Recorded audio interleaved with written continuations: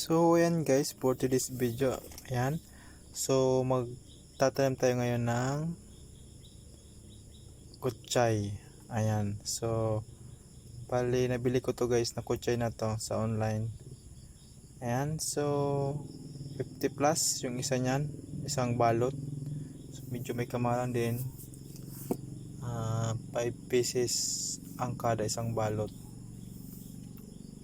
5 pieces na na piraso yung puno. So 5 piraso nun, 50 plus yung nabili ko niyan. Tatlo yan, nasa 150 plus shipping.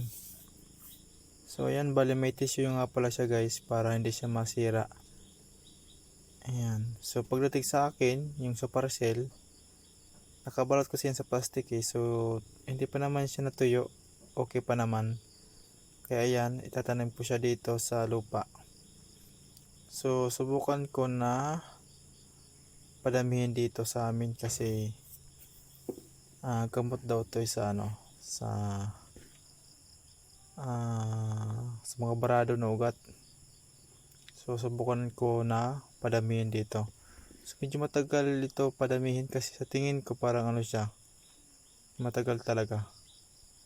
So kahit matagal siya, subukan ko na padamihin to. So ano siya guys, bali ang ang amoy niya para siyang sibuyas din, yung dahon. Lang sila, parang magka-amoy.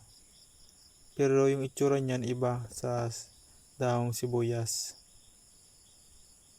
Iba yung itsura niya. Yung pagkadahon. So medyo malayo dun sa sa dahong sibuyas. Siya para siyang damo. Flat.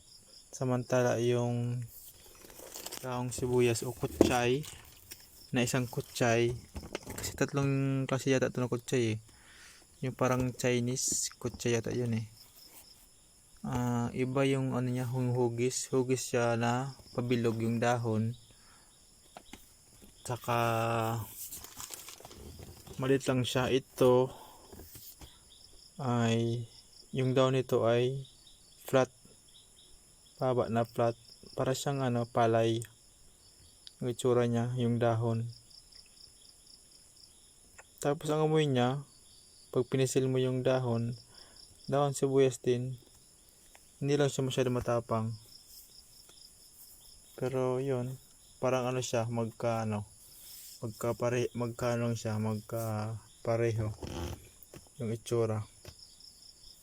So ayan, bali tinan ko nga pala siya guys. So konti lang yung yung 3 piraso. Tatlong yan tatlong balot. So konti lang siya. So ang purpose ko niyan ay makuha lang ko ng similya, punla, para pag dumami ay pwede ko siya ihiwalay.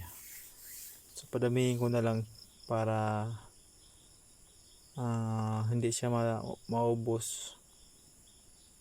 So medyo mahirap dito makahanap ng ganito dito sa amin. Nahirapan ako maghanap ng ganyang itsura na kutsay. So kaya yon, nagbili lang ako sa online. Yan ang nabili ko. So yun, bali subok-subok lang na pabuhayin yan. Sana nga mabuhay para dumami. At pag dumami na to, ibibenta ko rin to kapag dumami rin. Mga 20 kilos, ibenta ko na siya. So ngayon wala pa, konti pa lang yan. Hindi pa yan naabot ng 1/4 nabili ko. So yun, hanggang dito lang guys yung aking video. Thank you guys sa panood. Sana dumami to. Yun lang.